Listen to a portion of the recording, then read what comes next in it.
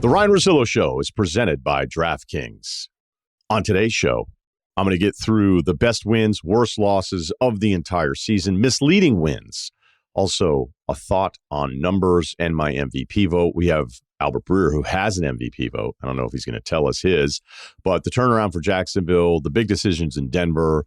I also want to do a ton of offseason stuff with him. So we're going to get to some of the coaching carousel stuff that has already happened last night and into this morning. And then the QB replacement list, heavy on the AFC. We've got life advice for you.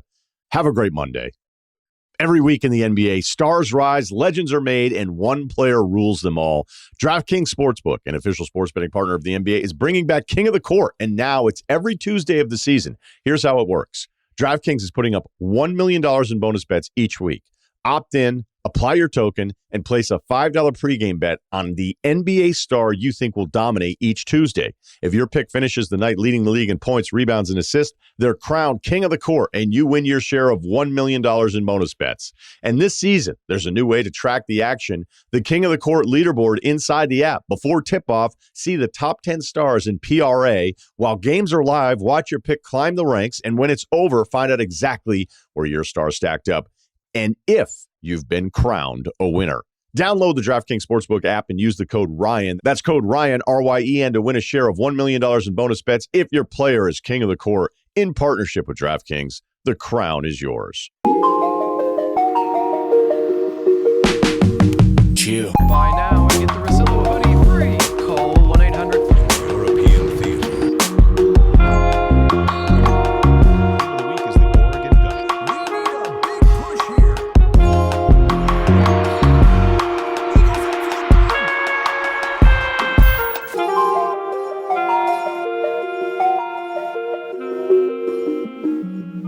Five things before the interview with Breer today.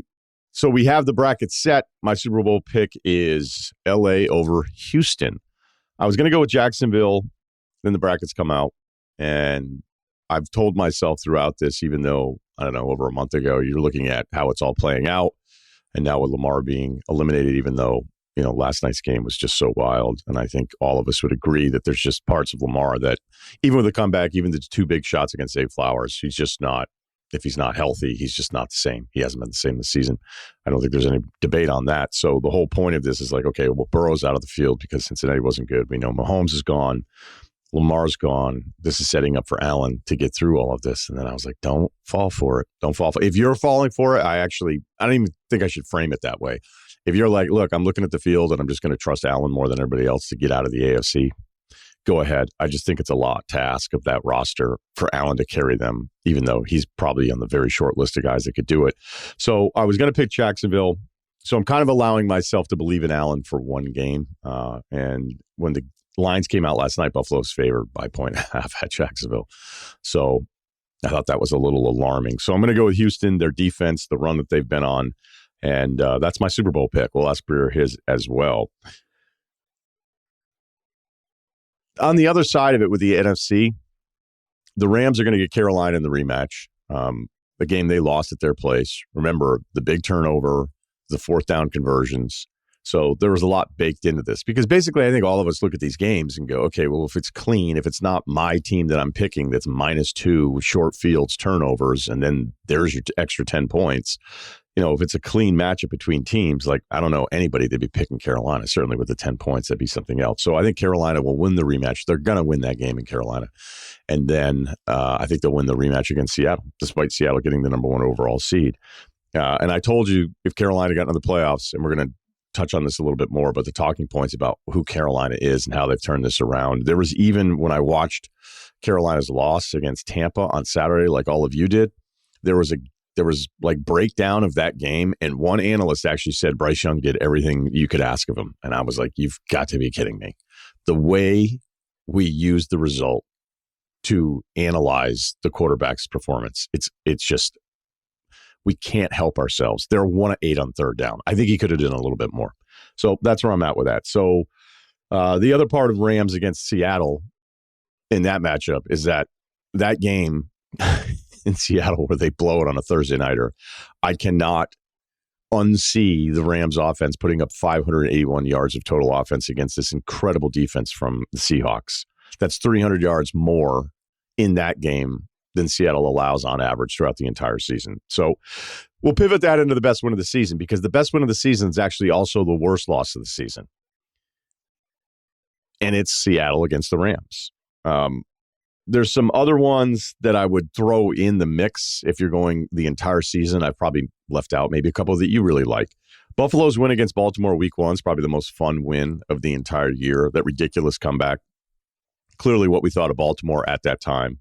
And just Buffalo finding a way in a game where it looked like defensively they were helpless. Remember Collinsworth was like talking about the mesh point stuff with Lamar and Derrick Henry, and he was almost to the point of like, I don't know what he said it. He's like, I don't know what you're supposed to do. But it was almost like this just defeated premise of like, how are you going to stop this when these two guys are cooking? Like, good luck, NFL. And then the Bills come back and win it. So I think that one was the most fun. Other best win nominees: San Francisco's overtime win against the Rams in week 5 with all their injuries and just a night game. Everyone's hyped up. John Lynch is on the sideline with the number of guys that were out for the Niners in that game, and because of the division and really what it meant throughout the entire year as you were sorting through the NFC North. That win in itself was a huge one. Denver's win at Philadelphia. Super Bowl champs, 18-0 in the fourth quarter. Probably spoke to some of the Eagles' issues that all of us have with that team offensively. Week 7, the Rams-Jags, because I was tempted to go Rams-Jags Super Bowl matchup here. That was a 35-7 game in week 7. Houston's comeback win against Jacksonville to close that game 26-0, to go from 3-5 to 9 straight wins the rest of the season. But yeah, I still think it's Seattle, considering Seattle getting the number 1 overall seed in the NFC, what it meant for the division, to be able to come back. All the spots where I'm like, they're down, 30-14. Like, they get the punt return. Okay, does this mean the Rams foot off the gas a little bit? They get the next touchdown. They get the 2-point conversion that nobody understood. And then it was all those possessions where I'm like, okay, fine, this is going to be really interesting in a blown comeback where the Rams are going to get the field goal and this thing's going to be over. And that's not what happened. Darnold continued to have some of those turnover issues. And it was just like, okay, well, when this thing actually gets really tight, he's not going to be able to close this thing out. And they did. And now they're the number 1 seed in the NFC. And that defense is incredible. And they were just dominant against a Niners game where, I mean, look, the magnitude of what that game meant and how dominant they were in it. If a lot of people are picking Seattle today with the home field, I would not blame you. I think the Rams are going to get that one. All right. So that's also the worst loss for everything that I just said. I wanted to throw this one in there. Most misleading wins. I'm going to reference a January 27th to 2024 NBA game. When the Clippers beat Boston 115-96 in Boston, I was like blown away with how good the Clippers looked. And this was during a 25-5 stretch for the Clippers. They closed the season 17-16. The Clippers were so good in that game. I think I did like a full segment on it, full breakout videos, the whole deal. I'm like, this was nasty. Like, putting the rest of the league on notice. Like, this is what this team was supposed to be, with these big wings and Kawhi cooking and what they could do defensively. I'm like, they went into Boston and they killed them. And then they got hurt and it didn't matter. And do you remember what happened to the Clippers in 2024? Probably not. So that was a very misleading win. I think it's one of the most misleading regular season wins I've ever seen in the NBA, considering what it was, how important it was, who they beat, the eventual champs at their place. I actually think, too, it was one of those deals where it was, whenever you point out to like a team winning in the NBA, it's like, wow, got into 3 a.m., at 4th and 5th, 5 days, like as if no one's ever won with bad travel scenarios. I think that was a pretty clean, I'll have to look it up again, but I think I remember that being like one of those games where you couldn't even argue that. So the NFL had a few of them. Green Bay's week 1 against Detroit. Like, look at this defense. Look at the personnel. Jordan Love, here we go. And then Green Bay lost to Cleveland 13-10 2 weeks later. I'm going to have Detroit in another one, which means Baltimore's in another one. Week 3, Detroit, Monday Night Football, the comeback against Baltimore. That was awesome. I'm like, Detroit is nasty. Look at all of these guys. Instead, they ended up 9th in the NFC. I had said at one point, not that long ago, that I thought Detroit would win the AFC. Probably not. I still like that team, but it wasn't a very good year. They're ninth in the conference, and that looked like an incredible win.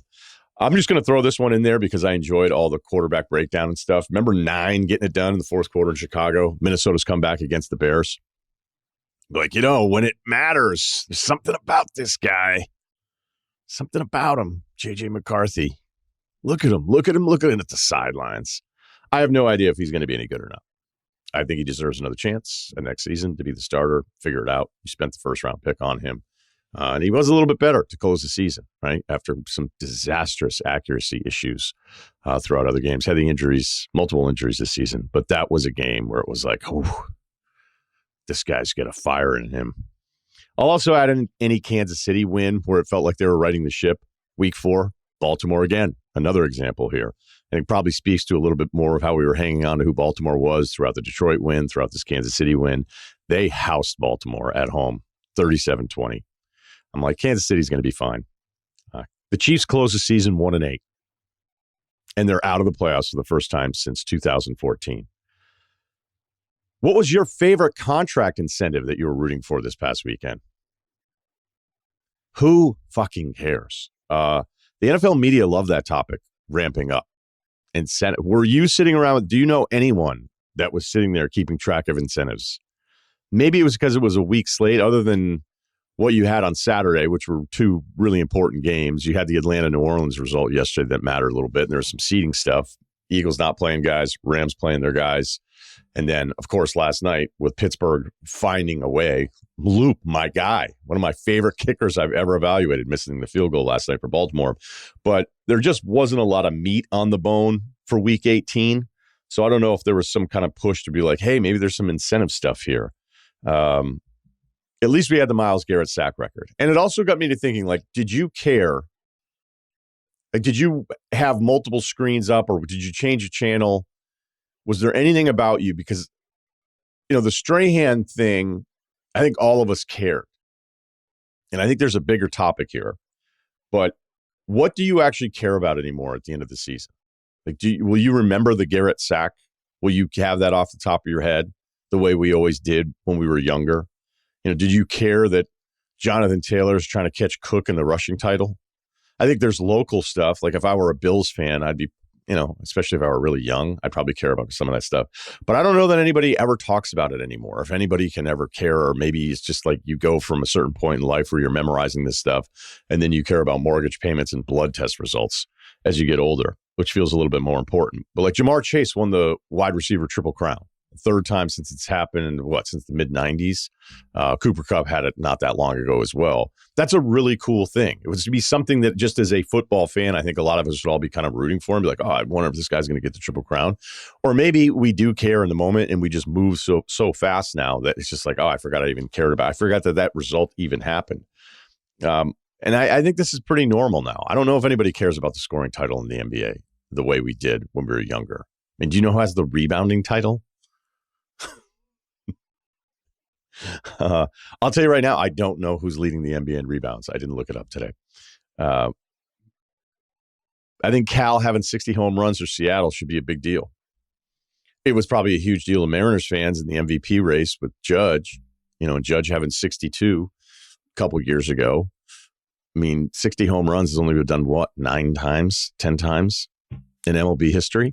Now, baseball's problem with it is, we understand, like, all the numbers became devalued overnight. Although I would tell you, it's weird. We celebrate quarterbacks that can play really late. We celebrate NBA players playing into their 40s. If that were baseball, it'd be congressional hearings. Or maybe there wouldn't be, because congressional hearings have other topics now, and they wouldn't be talking about baseball. But there's a numbers, I don't know, is it apathy? There's just not anything to it anymore in the way.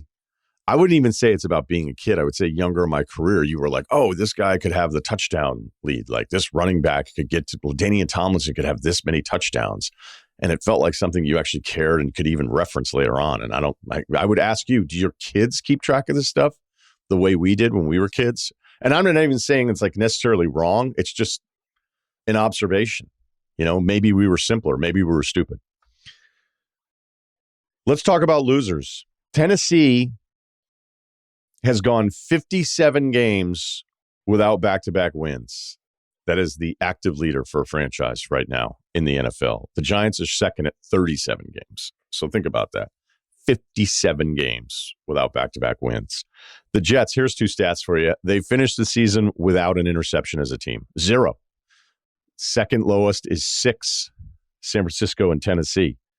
Another Jets number that I love. Garrett Wilson's their leading receiver for the season. He held on. He got the belt. 395 yards receiving. The last time he had a catch, October 12th.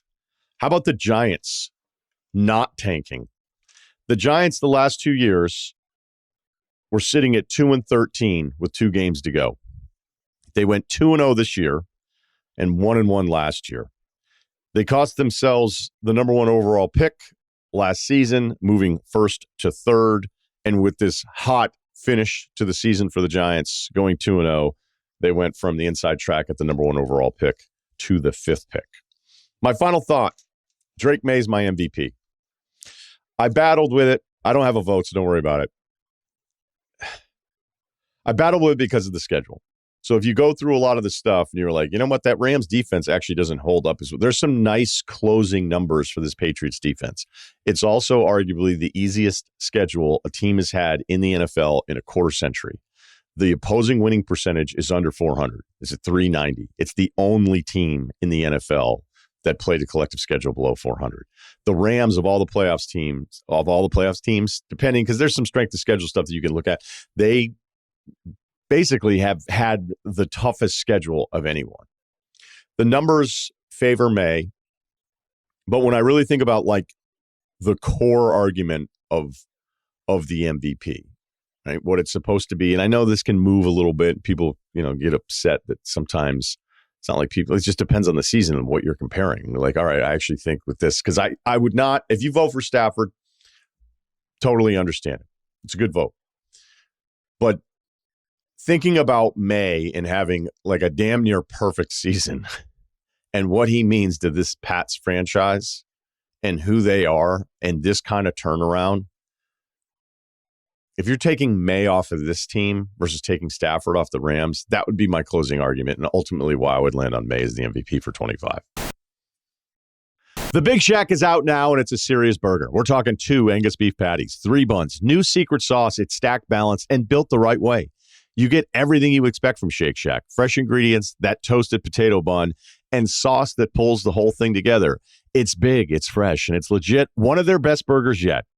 I know that I've talked about the sense of community on this podcast a lot. I was at my local Shake Shack not that long ago, and I was watching some of the kids come in, fresh out of soccer practice, attack, midi, I'm not quite sure which positions they played, but you could see this teamwork just translate as soon as they walked in. Seating assignments. I'm going to sit there. You're going to sit there. There's even some activities, some games, and they just lock right in. But the whole time, the excitement's about the anticipation of the burger. And I could see them check out each other's burgers, even though they all had the Big Shack. And it just made them like look out for each other in a way that a team really does. If you've been waiting to see what all the hype's about, today's the day. Go to Shake Shack and order the Big Shack. Sounds familiar, made different.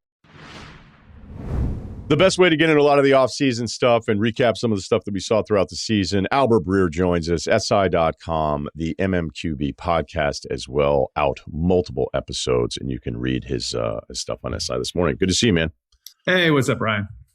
Let's start with this. I wanted to pick Jacksonville to win the AFC, and I'm sure I could change my mind, but I'd like to come out and announce it on the podcast. So I went Rams over Houston in the Super Bowl, probably just because of the seeding and the first way it worked out, where I was like, maybe Buffalo gets 1. I don't know if they get through the whole thing. Do you already have picks? Because I wanted to go there before we get to the offseason stuff. I don't, but I have to get those in tomorrow, I think. And so where are you leaning? Let's do that. I still think the Rams have a gear that no one else has. I still think the Rams, when they're really on it and when Stafford's really on it and when they're running the ball the way I think we know they're capable of running the ball with Kyron Williams and Blake Corum, and when that defensive front is really going in at full speed, I don't know that there is a team in football that can beat them when they're at their very best. Just hasn't been as consistent this year, which is why they finished 3rd in their division. And I had the Bills before the season. I had the Bills in midseason, and I am never right about these things. So maybe in the interest of being right, I might stick with Rams Bills just because, I mean, why not at this point? But I'm with you. I think Houston, the AFC is so flat. And so it's just like, would anybody be surprised if 3 wild cards came out of the first round? If Buffalo, the Chargers, and the Texans won in the first round, would anybody be shocked by that? No, I don't. I think it's very even. To your point, I wouldn't be like outraged by any pick. Like if somebody said Carolina out of the NFC, I'd just be like, what are you doing? Yeah. You're just trying to be different. Even the Bears, like I think the Bears are built on turnovers.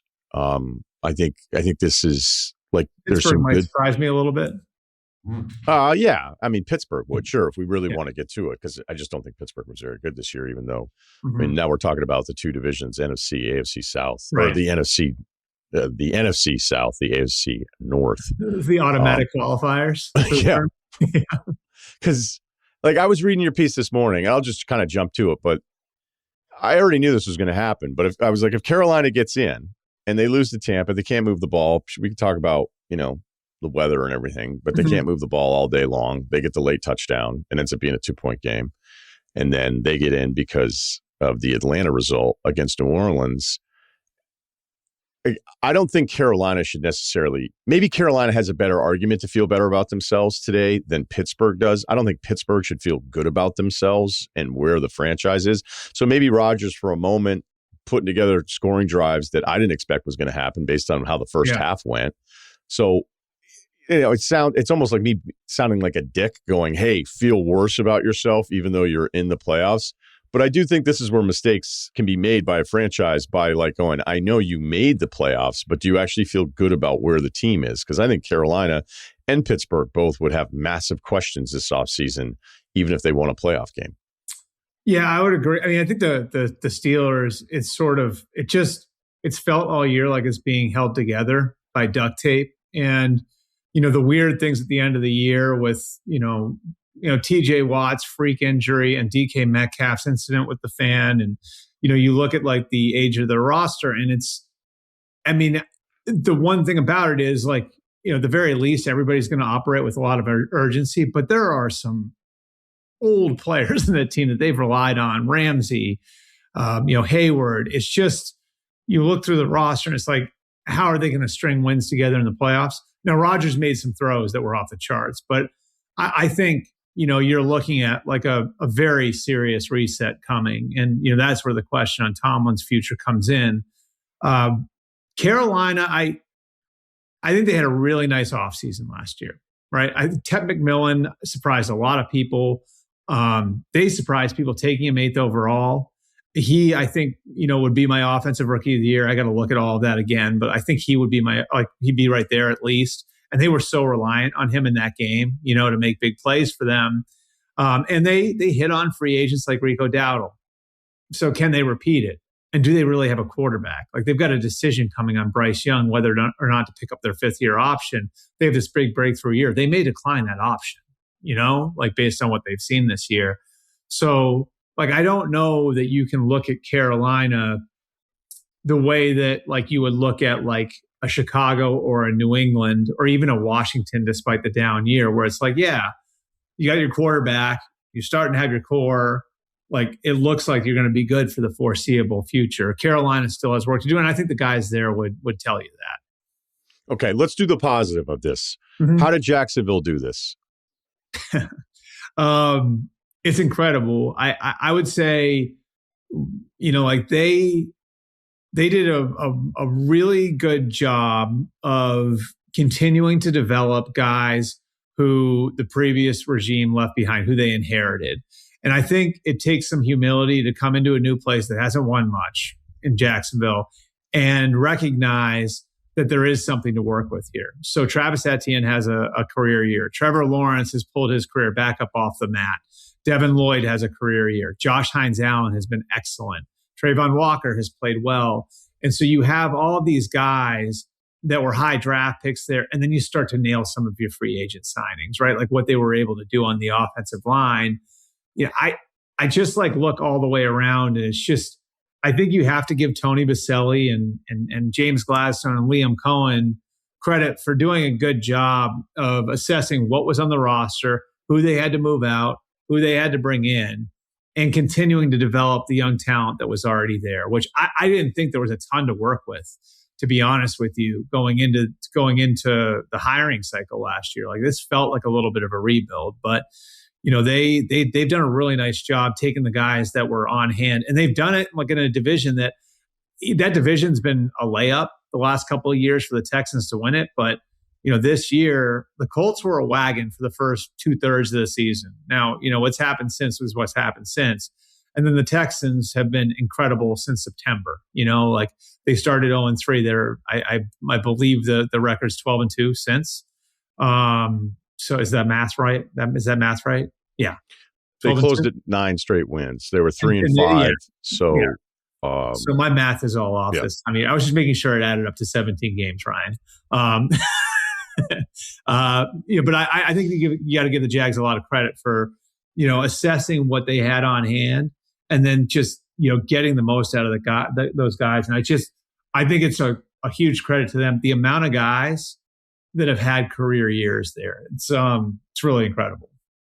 Denver, they take the dead cap hit of Russell Wilson, $85 million of dead cap money. So $53 million last year, $32 million this year. So 53 and then 32. I think this is one. It's okay. You get the free quarterback in Bo Nix, right? It's also worth bringing this up, which I think needs to be brought up all the time. I mean, the salary cap in the NFL was $182.5 million in 2021. In 2026, it's going to be $304 million.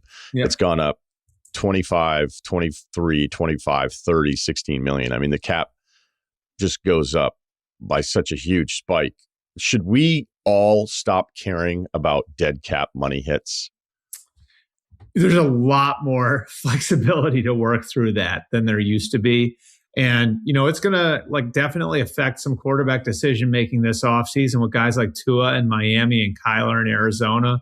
But I do think it still narrows the path. I think, the Broncos had to get a lot more right, and their margin for error was cut way down, working around what they were working around. And it's not just the money. It's also the fact that you didn't have first round picks for 2 years, and so to come out of those drafts, I'm looking at it now, to have a Nick Bonito in 22 when you didn't have a first round pick, to have a Riley Moss in 2023 when you didn't have a first round pick. They've just hit on a lot of picks outside of the first round and turned those guys into really serviceable players for them. And then they've gotten free agents right too. Guys like Mike McGlinchey and Ben Powers, they've taken an offensive line that was a weakness, turned it into a strength. They've, built what I think is probably the best defense in football outside of Houston. It's just you didn't have the wherewithal to go and do things like get Bo Nix, a real number one receiver, right? So you had to make it work with Cortland Sutton, and you had to draft Marvin Mims, and you had to make those things work. I think it's really impressive from that standpoint that, all of the capital that you had, you essentially take the capital that you have to get cheap talent on your roster by eliminating first round picks the first 2 years. You take that out of the equation, and then some of the money that you would have to make up for that is gone because of the dead money on Wilson's contract. So you've kind of had to bite the bullet both ways, and they've certainly made it work. It's not just one of the most well-coached teams in football. It's one of the best rosters in football too. You had a note in your piece this morning. They had Nix with the second best quarterback grade in that class. So he's the 6th of the 6 guys taken through the 12 picks. Yep. I had wondered if Peyton's look, I can make it work with anybody, and it's a need thing, which is always a scary proposition when you're drafting a quarterback based on need, and there's a bunch of them going in front of you. But they had Nix as the number 2 guy in that class, behind Jaden Daniels, yeah. So it's Jaden Daniels number 1, Bo Nix number 2, and I think a lot of it was so they loved his experience, they loved his mindset and his makeup. Like there's a story that I told. I got ripped for it, but I told this story about how Sean Payton went there in Eugene, went to Eugene, and Knicks walked in with a backpack, and Peyton asked him to dump out his backpack, and it was like a roll of tape, like a lacrosse ball to roll out his back. It was like everything that you would need to, his playbook. It's like everything you would need, or the iPad. Everything is like football related in his bag. You know what I mean? Like he's a true gym rat. The other thing that I thought was interesting, and Sean was really big on this with me when I've talked to him the last couple of off seasons, is he brought up sacks, and he said this guy does not get sacked, and it didn't matter how bad a situation was. This guy doesn't get picked off a lot. Like this guy avoids negative plays. He plays quarterback, and Sean launched into this whole thing about sacks are a quarterback stat because they involve so many different things, right? So it's not just your movement in the pocket, your athleticism. It's also how quick you process, how quick you get rid of the ball, how you feel the rush, your instincts for that. It incorporates so many different pieces of playing quarterback. Like Sean really believes that stat is one that carries over into the pros. And it is going to tell you a lot about a guy's ability to operate a pro offense. And so, between the starts, between that feel for the game he had, between his work ethic and his fit for the offense, they really loved him. And I think, Sean would tell you now, it was with the acknowledgement that this guy isn't going to be a fit for everybody, but he is one for us. So praise for Denver, praise for Jacksonville. We have to, at least if we're doing this, get Seattle into the conversation because they have, between Eamon and Witherspoon, two of my favorite draft picks of the last few years. And it shows up on that defense. And, look, if you were putting together who's had the best 2-year run, who we can do 3-year run. Maybe I wouldn't know 3 years well off the top of my head, but the best 2-year run to move off of Geno, to bring in McDonald, to bring in Darnold, to keep hitting on these picks where there's an identity. It seems like what I loved about those two picks in particular, and there's plenty of guys in the front too that we like, bringing in some of the vets that Leonard Williams looks like the best he's ever looked, to be honest with you. And he was just such a freak coming out of college that it was like, how come this guy's not just an absolute game wrecker? And now I think, the reason when he was coming out of SC, it's like, okay, well, it took a little bit longer with him, but there's a nastiness to the Seattle team, which is exactly what you saw with Witherspoon at Illinois. It's exactly what you saw with Nick at South Carolina.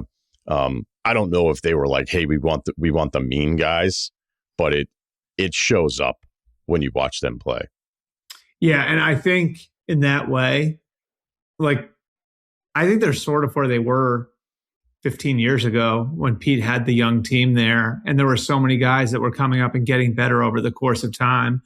And I you give John Schneider, their GM, a ton of credit for capitalizing on all of the capital that he got in the Russell Wilson trade. And you just look at their draft classes, right? And it's, in 22, they get their two tackles, Cross and Lucas. They get Kenneth Walker in that class. They get Boye Mafe. In 23, Witherspoon and JSN are their first two picks. Those are two home runs, two potential first-team All-Pros. Second round, they get Derek Hall and Zach Charbonnet. Last year, they get Byron Murphy, who's a stud. Their first two picks this year are home runs. Zabel, who's been one of the best guards in all of football, right out of the box. And then Nicky Minwari, who's playing the Kyle Hamilton role for Mike McDonald. It's it's just it's been hit after hit after hit. And then you look at the veteran market, right? Who they brought in the veteran market. It's Leonard Williams, who, again, has played at an all-pro level. It's Cooper Kupp. You just look at move after move after move and the way they all fit together. And then Sam Darnold coming in and replacing Geno Smith. It's. And one of the rare kind of discounted starter deals. Darnold, we were all speculating, what's that deal look like? And then when it comes through, it's like, whoa, was this an actual realistic, hey, your guy's good, but not so good that, Minnesota's moving on from him. So what's the pricing for that? And you could see other quarterbacks with the same setup. He's like, okay, cool. Here's my $55 million a year average annual salary. Here's $150 million in guaranteed. His guaranteed money, was it actually the same as Kirk Cousins? Was it a little bit? I think it's in the ballpark of the same thing. They could get out after a year with Sam. Yeah, the structure of it. But they could get out after a year. And that to me, like, see, that's an interesting nuance that you bring up too, because it's like the Baker Mayfield conundrum, right? Like where the Browns, if it's your own homegrown guy, you almost have to pay top of the market. Like you see it with Tua, you see it with Kyler, and that was like where the Browns were with Baker, right? So the Browns were sitting there with Baker, and it's like, are we going to have to pay him? I don't know what the number was at the time, $45 million, right? Or would we rather pay Deshaun Watson, that who maybe gives us a better chance to have a top 5 quarterback? Obviously, it blew up in their face, but that was their logic. It's like, do you want a quarterback who may be the 10th best quarterback at a number 1 or number 2 quarterback rate? And so, yeah, I mean, you're right. Like you look at the reclamation projects, they're coming in significantly lower. Like Geno, for the years he gave Seattle good years, came in way under the top of the market. Sam Darnold, again, like he's there in the 30s when the top guys are in the 50s. Baker's another one. When he re-signs in Tampa, he's he's in the 30s. He's not in the 50s. And Daniel Jones, like now you would think maybe that's what winds up happening with him too, So it's a weird thing that, like, if it's your own homegrown guy, you got to pay him like 55. But if you're going and picking somebody up off the scrap heap, then you're going to wind up getting this pretty massive discount. And so that really has worked out for Seattle as well, in swapping out essentially Geno for DK Metcalf, right? Like, and getting, getting that much younger at quarterback, they've sort of reset their clock there. And look, like, it's a little bit to me like it's like Alex Smith in Kansas City, right? Where Alex Smith gave Kansas City a high level of play, maybe not elite play, but a high level of play at the position for 5 years, stabilized them. They could win with them. And then they just picked their spot on when they saw the right opportunity to go get a young one. It's a pretty good position to be in if you're not going to be at the very bottom of the league. Let's talk about some of the offseason stuff, because the moves have already happened. Atlanta's staff out, Matt Ryen coming in. Cleveland moves on from Stefanski. Let's just start with Atlanta, because then Pete Carroll's out as well now with Vegas. This happened just as we were taping. So the Cousins decision, they had to get it right. Like I was reading your piece where like Arthur Smith is there and it's like, hey, you have plenty of time. And then it's like, no, you don't. And like Ritter was not like, that was one of the guys who would play. And you're just like, man, I don't know if this is ever going to work. Right. So then Smith's out and it's like, I thought we were going to be patient here. So it's pretty clear this regime comes in being like, we have to address the quarterback part of it. They give 4 years, 180 to Cousins. They can get out of it this year, but it's going to cost them they're going to cost him $100 million. That's going to be $100 million for Cousins. And then you take Penix, which again, I'll just admit, as not the biggest Cousins fan, I just enjoyed it because I thought it was hilarious. And I liked the idea of Penix, even if I think there's some limitations. And now he's hurt again, and a guy who's been hurt basically his entire career, going back to college, obviously, with all that kind of stuff. What is the Atlanta job right now? So, I'd expect Matt Ryan's going to be there in some capacity, probably in the president of football operations role. Now they still have to go through the Rooney Rule and everything else over the course of the next week, but I think they don't have a first round pick. I think the attractiveness of that job really rides on what you think of Michael Penix and whether or not you think Michael Penix is salvageable as a viable NFL starting quarterback. And he was disappointing this year. They had high hopes for him. And it's not like that roster is devoid of talent. Like they've got a veteran offensive line. Kyle Pitts came on this year. Drake London's probably not a true number 1, but he's a good receiver. And they have one of the best offensive weapons in the league in Bijan Robinson, right? So it's like, I think how you look at that job, if you're a coach, is, what do I think of Michael Penix? And do I think that Michael Penix can be Matthew Stafford like, Raheem Morris and Zach Robinson and the old staff did? My sense is Matt Ryan's going to be in a role that's a little bit like Tony Baselli in Jacksonville. That's a little bit like Chris Spielman in Detroit, where his job is going to be to align everything. And his job is going to be to make sure that there's an overarching organizational philosophy.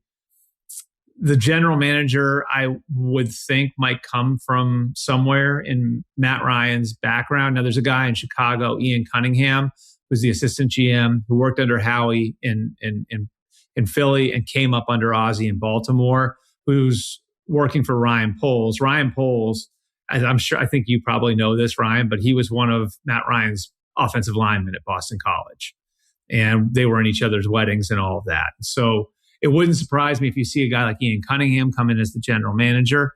And Ian Cunningham is with Ben Johnson in Chicago. So could mark what they're looking for in a head coach. I also think Matt Ryan is going to be marked by his experience playing for Kyle Shanahan and kind of what that did for his career. I mean, I think you can look at like the amount of guys that were in the building at that time, from Kyle to Matt LaFleur to Mike McDaniel on the offensive side of the ball. And then what happened there after those guys left. I certainly think that could affect where they go going forward. So it's going to be a little bit more of like an NBA setup, I think, with Matt being the president of football ops. That's sort of what, when they bring the consultants in, what they landed on. But the way I see it is Matt Ryan's job now is to make sure everything's aligned the right way. And then, how effective those jobs, how attractive those jobs are sort of depends, I think, on what you think of Penix.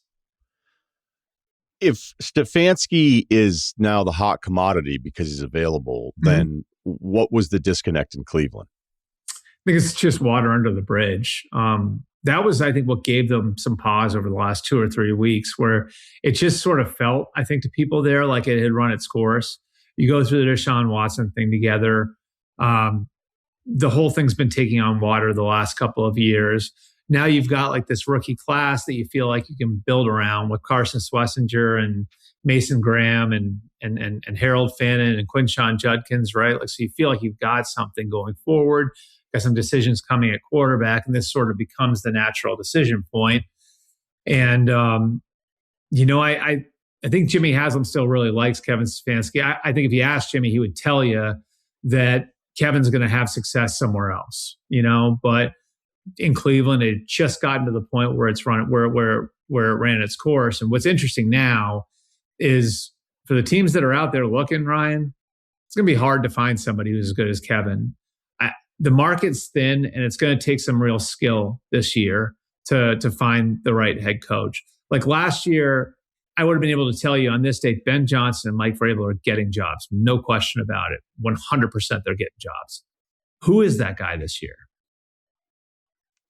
Well, I mean, look, it feels like it's Stefanski, whether now it's Stefanski, right? Yeah.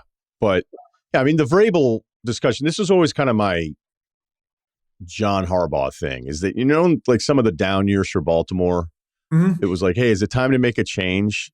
And Bisciotti, the owner there, is probably as patient as any owner in professional sports.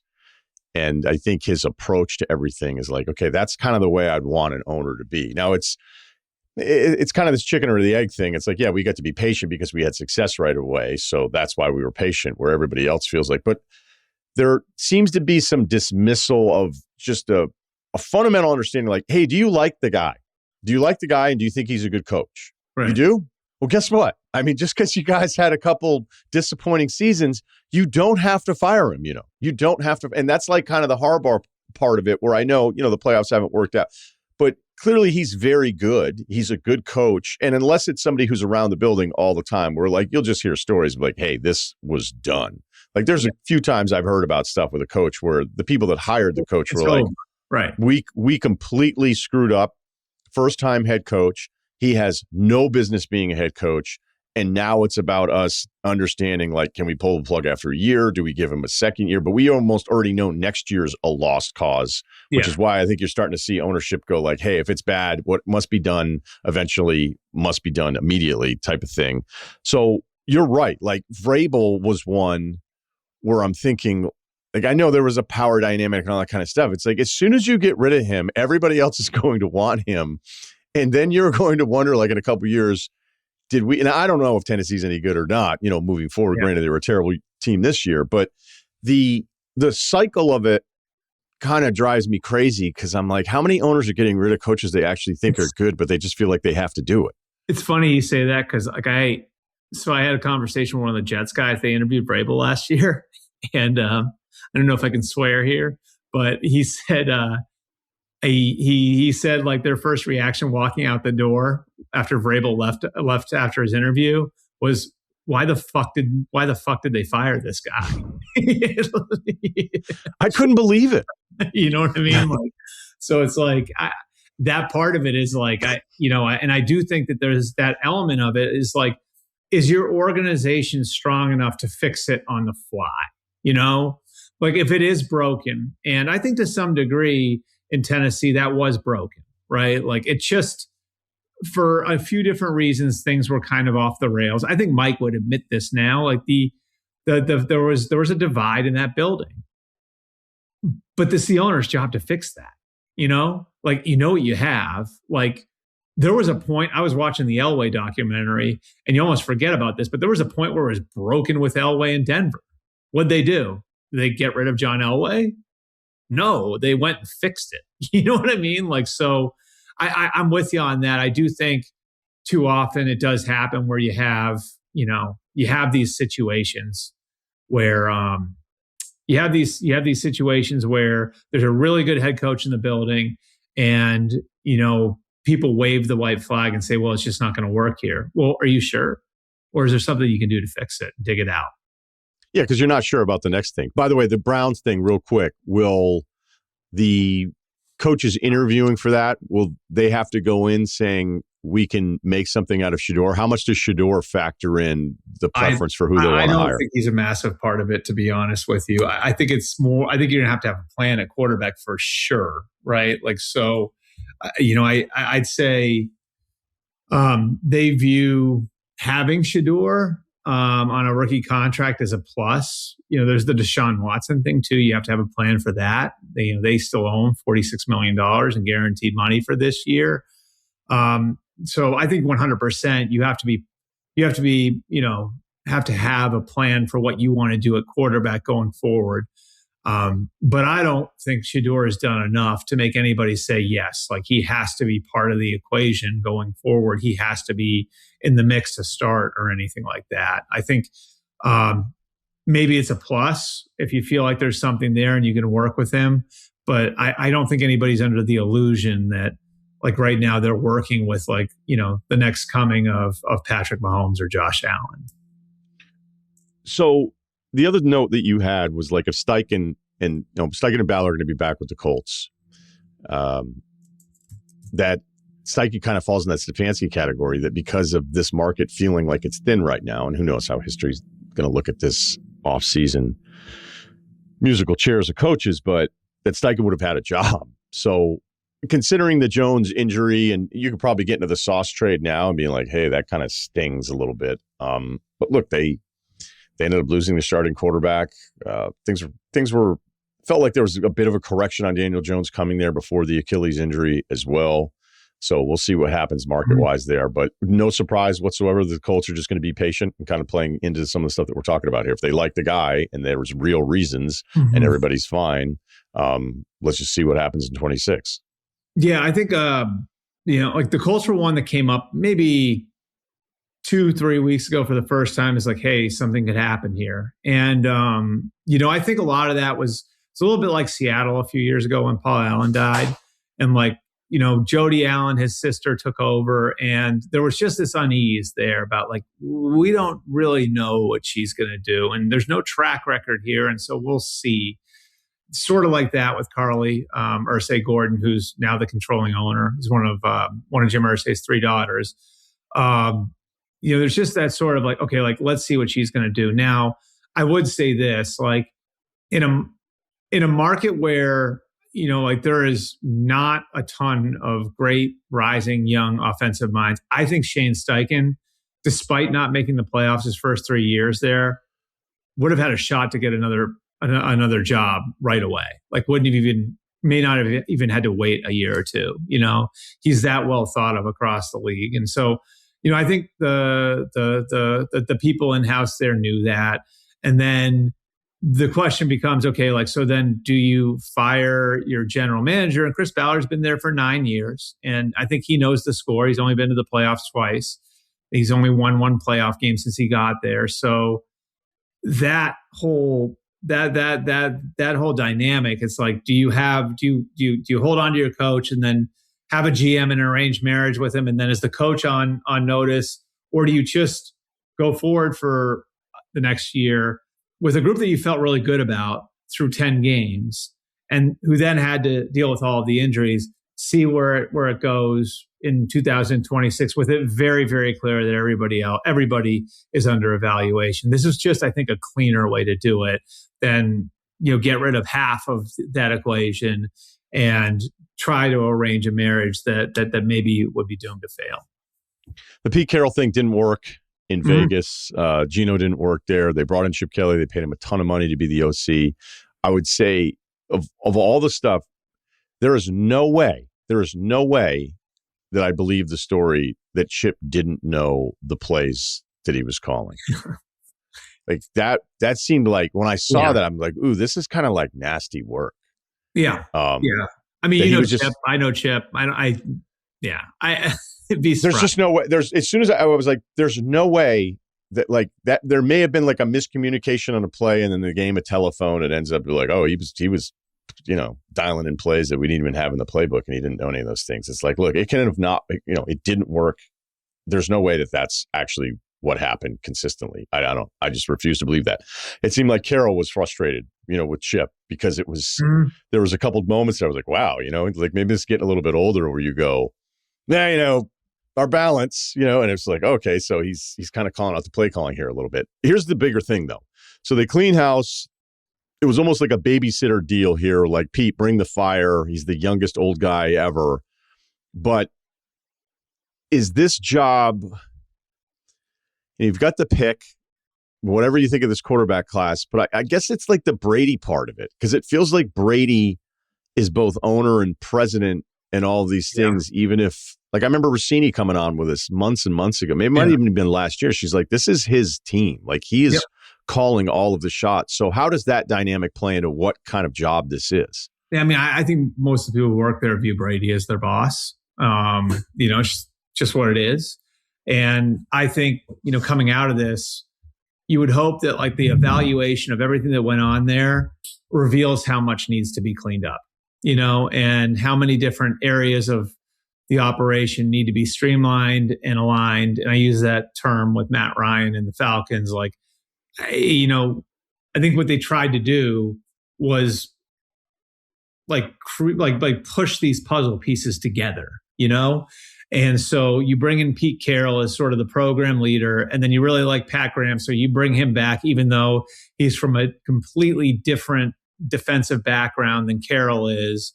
And you bring Chip in, and Chip's, offensive background is way different than what Pete's worked with in the past.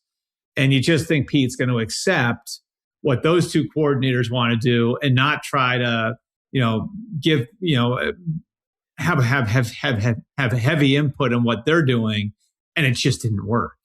And I think you're seeing that in different areas of the operation now too. Alex Guerrero is in an elevated role there, and he's got a lot of people reporting to him. Obviously John Spytek, I think, is an accomplished evaluator.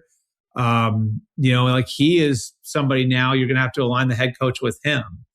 And so there's just so much there to clean up. And I still think Brady has a lot to learn, as far as, what it takes to be a great football executive. And I'll go back to Elway again. Like, I remember, hearing how much John Elway was doing early in his time in Denver to try to catch up on that part of it. And how, he came in really like, I don't really know what I'm doing. I may have been a great quarterback. I ran an Arena League team, so I have some experience, but I have a long ways to go to become, a great football executive. And I think, Brady's kind of hit some bumps when it comes to that piece of it. So, I think so much of this is going to be about creating a vision for the franchise and then having people there who fit into that vision, and Brady learning the job, and so he's going to be a major part of it going forward. Spytek's going to be a major part of it going forward.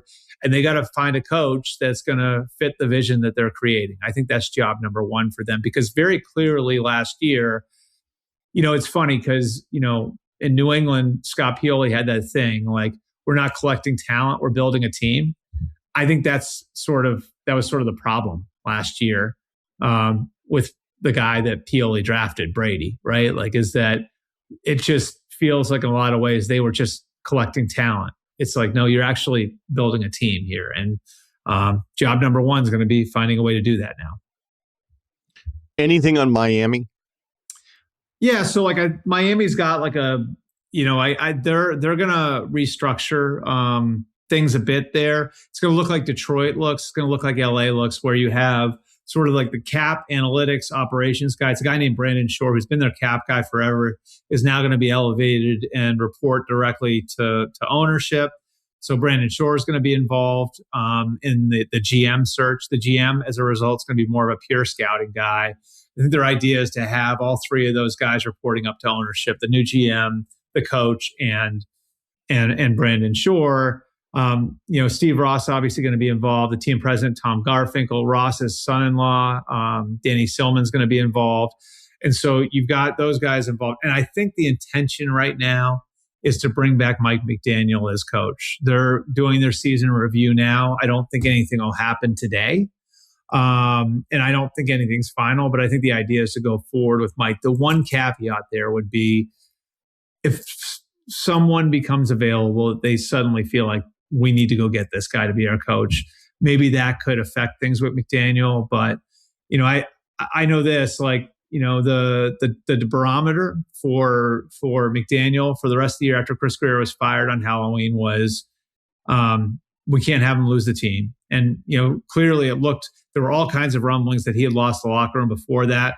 They went 5-2 in their next 7 games after that. So they did really well, right? They were like the sneakiest, like, decent team down the stretch. Yeah. So I'm with you. I was. And here's the second. I thought it was going to be just, okay, this is going to be disastrous. They're going to clean house. They're going to bring all these different guys in. And then it was like, hey, Miami won again. And here's the second piece of this. The second piece of this is Steve Ross has heard a lot of people say, this guy's going to be great the second time around. And it's like what you were just talking about. You know what I mean? Like where, like, it's like, well, wait a minute. If he's going to be great the second time around, why am I firing him? How about we just fix it and create like a second chance for him here?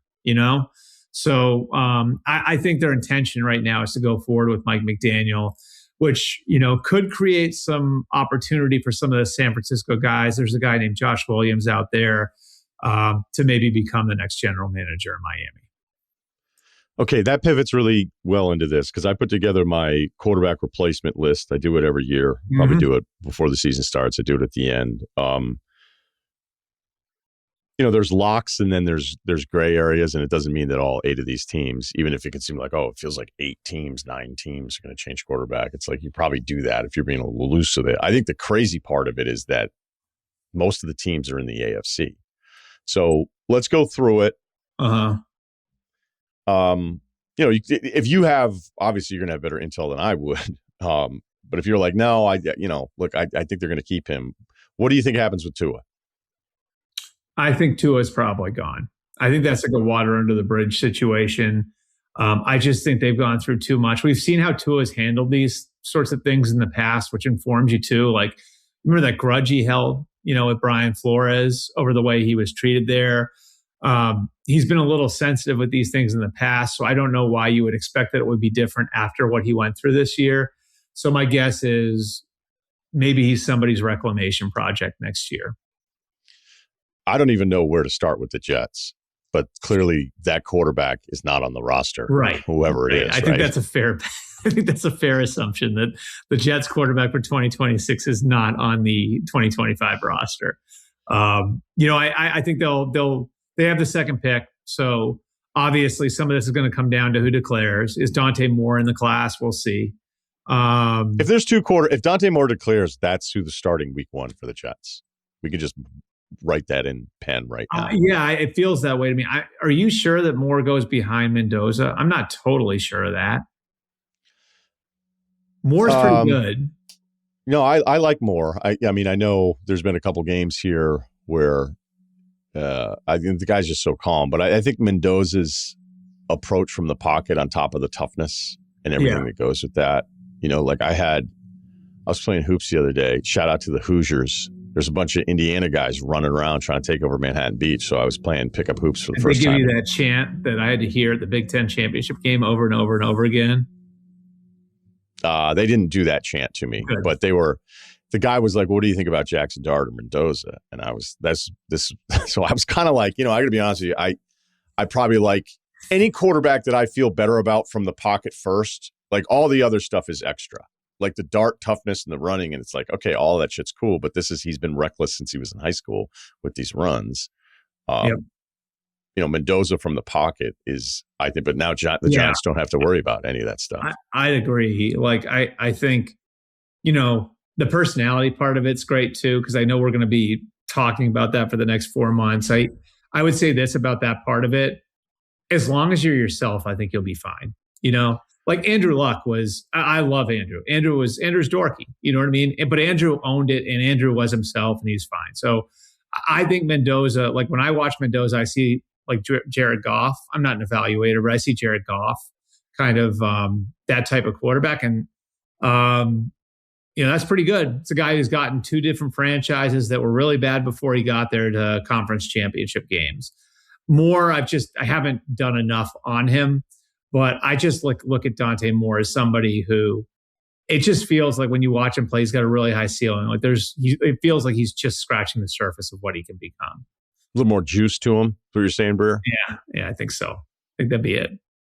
Just as an aside, how are you doing as an Ohio State fan? Are you okay?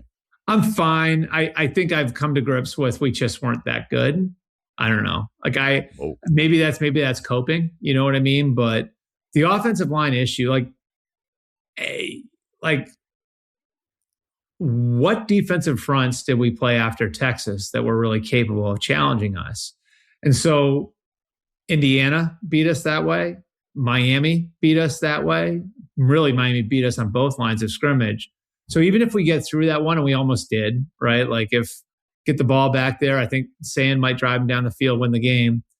Is that going to hold up the next week against Indiana or Oregon? I don't know. So maybe I'm coping, but I think like that offensive line issue, which I'd say there are years of recruiting where that area we missed on some guys. I think a lot of that came home to roost. So I'm doing okay. Although, man, like that night did suck because you don't know how much more of Jeremiah Smith. You do look at some of the talent on the roster, and it's like, man, a lot of these guys are going to be in the NFL. And that's the thing that sucks about rooting for a college team, right? Is that there's a finite amount of time that you have with each team, and there's unknown after that. Hey, at least it's Ohio State, and if he's really good, he's probably staying in Columbus. Because just imagine being a college football fan anywhere else. Oh, I know. I saw that. I saw like watching the portal stuff over the last couple of days. Did Oregon like lost a guy or two who's actually playing? Is that right? Like, there's one corner that was announced that he wasn't even playing. So okay, there may be. Somebody said to me like this guy is actually, because most of them are backups, so I understand that. But somebody said somebody said to me like this one corner is actually playing, but I guess he's not. I'll double check it right now because it could have happened if it happened over the weekend. I think the first outrageous one was that the graphic starts going around and you're like, wait a minute, what's going on? Like they just advanced. And then everybody that knew was like, this guy's not even playing that much. Okay. So, let's see. I will say I like Lanning's solution to all of this, which is to play the championship on New Year's Day. But yeah, I'd be fine with that. You know what? I can't handle any more proposals. I'm proposaled out with college football. Just get back to me in like May. I don't want to read about them anymore. I don't want to hear anybody's fucking theories. And some of them might be really good. This will resonate with you in a very small percentage of your audience, but I compared what the Bulls have done to college football to what Thanksgiving has done to high school football in Massachusetts, where they couldn't run a fucking state tournament for like 30 years because they were so married to the idea of having Thanksgiving football up here, And it's sort of the same thing with college football where they're so married to the bowl games and, well, we have to have the Rose Bowl on New Year's Day because of the Rose Parade and the sunset and all that different stuff. And it's just like, just detach from that. Like find a way to get this done so you have a more fair system for everybody. Yeah, he doesn't have a stat since November. So I don't I think from what I had read, it was Dalen Austin. That was the one that everybody was getting worked up about, that I was like, I don't think he was actually really playing. Okay, we got more breaking news. Arizona Cardinals have fired Gannon. Yep. So now what this does not, this would actually lead into like the quarterback replacement list, is that, look, the Shedeur question I just asked, I already knew the answer to that one. I don't think somebody's going to win the pitch by being like, I think we got something really special here. I know Shedeur was a rookie. I thought he was terrible. And we'll see. He had a third down play yesterday that was so bad on third.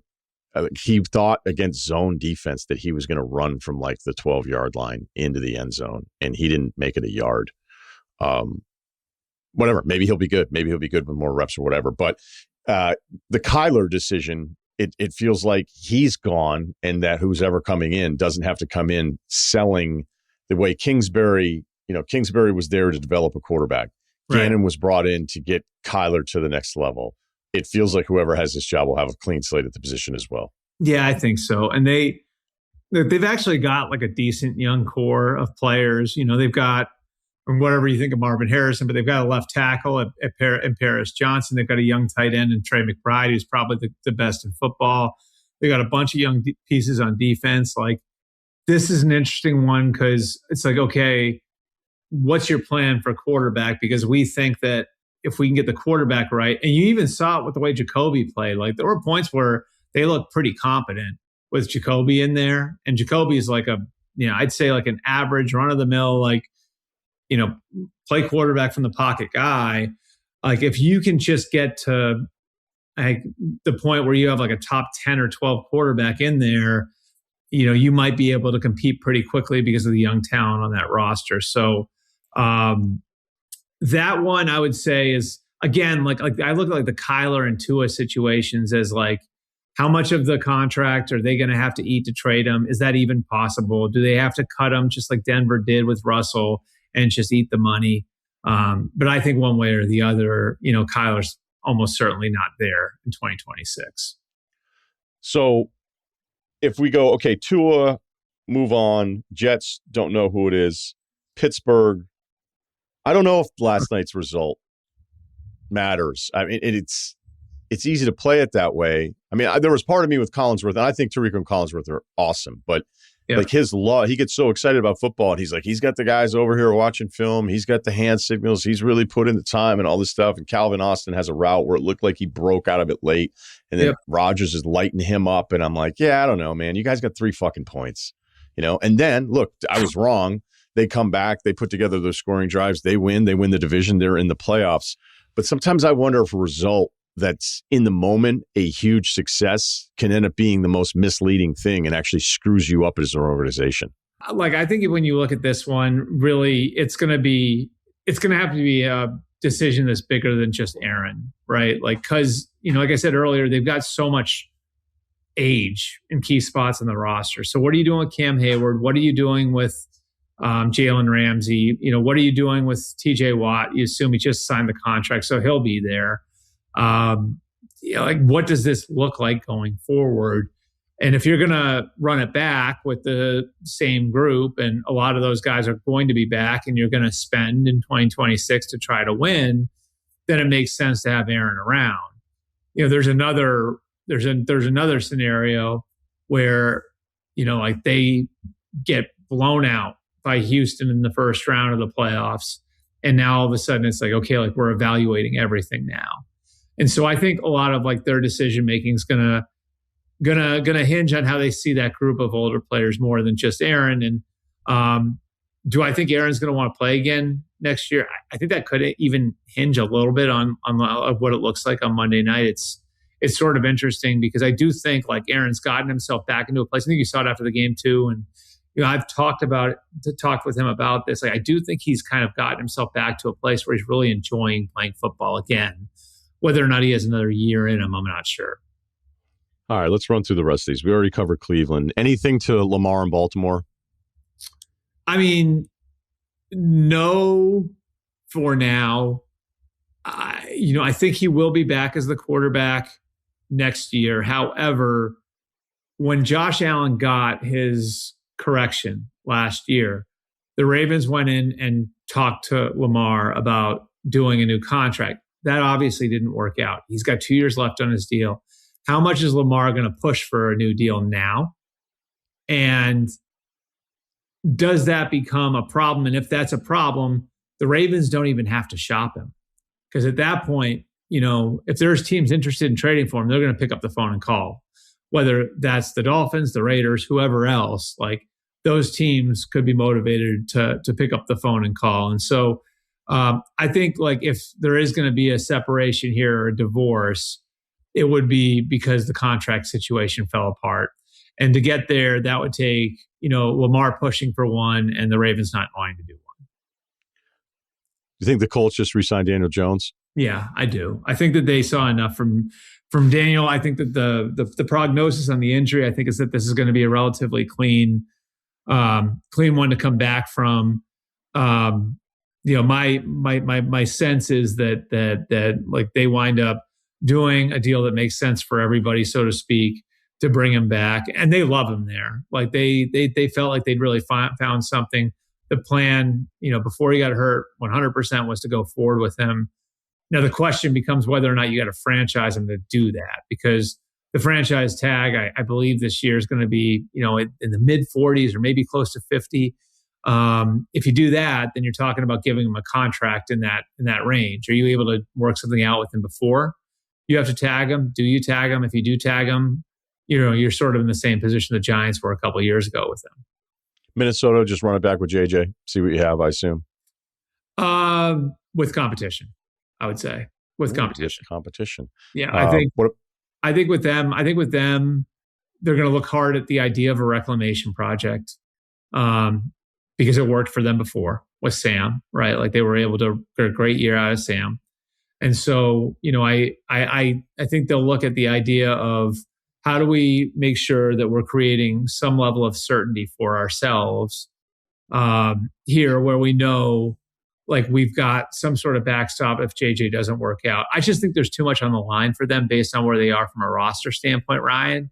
And, you look at the guys that they have that are in the prime of their careers, Justin Jefferson, Jordan Addison, Aaron Jones is still there, Christian Darrisaw, the defensive side of the ball, guys like Van Ginkel and Grenard and Byron Murphy, who they re-signed.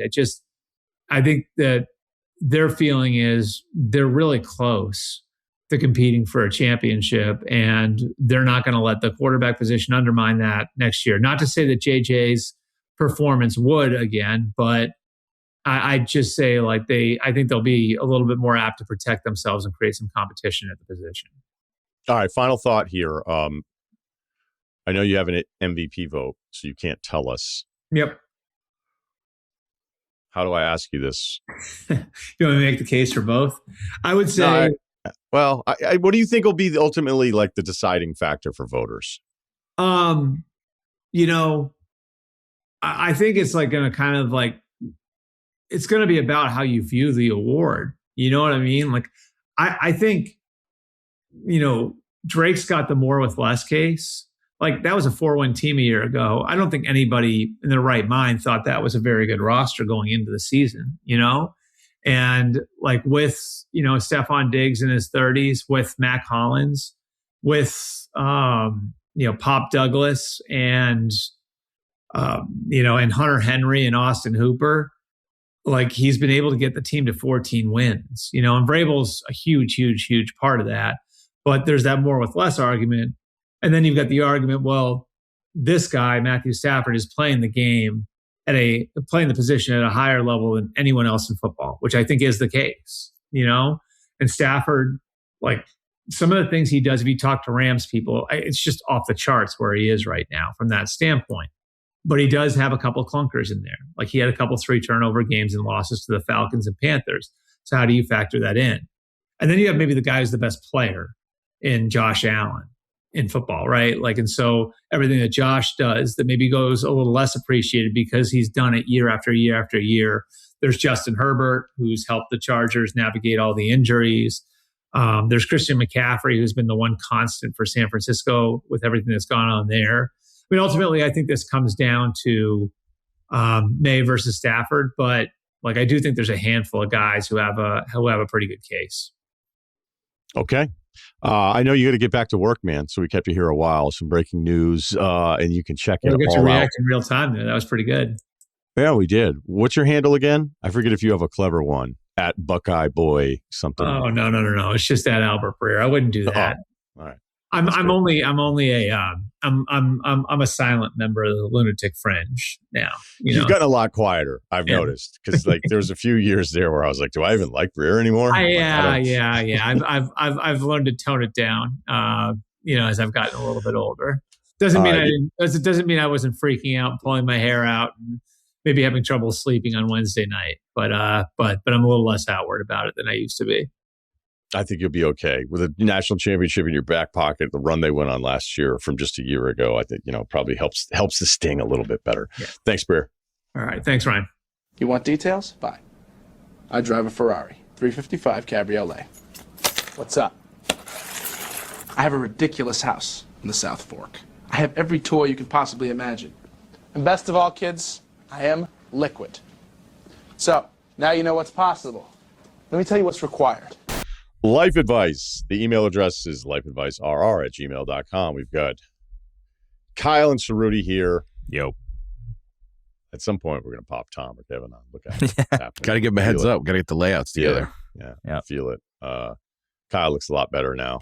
I don't think I do, actually. I was ready to come in strong. I even got a little like moisturizing cream from my wife the other day. I was like, you got anything for like under the eyes here? And then I went drinking at the freaking football yesterday, and I feel like shit again. But Saturday I was like, I'm going to show him. And then I didn't. You were pissed at me, huh? Because I said you looked bad? It was hard. I just wasn't expecting how much actually information you had on the docket. I thought you just weren't paying attention. You're like, no, actually, I was going to do you a favor and just leave it alone. So it was almost like you felt bad for me, which, I just didn't think it was, you were hurting, and then the eyes thing on top of everything else. And then it looked like you were hanging out in Venezuela with that backdrop. So I didn't know what was going on.